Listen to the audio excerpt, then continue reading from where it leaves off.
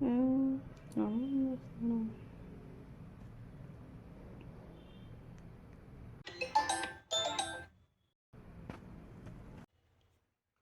Hello మామీ.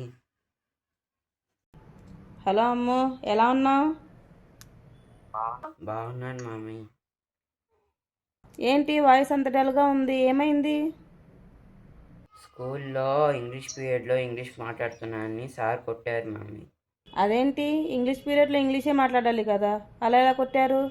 అంటే పక్కన అమ్మాయికి ఫీవర్ మామీ. మాట్లాడుతుంటే సార్ వచ్చి "ఆ, ఏం మాట్లాడుతున్నావు అని అడిగారు మామీ. షీ సో హాట్ అన్నాను మామీ.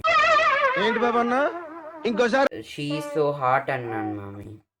అందుకని కొట్టారు మామీ. నిన్ను కొట్టకుండా ఏం చేస్తారు?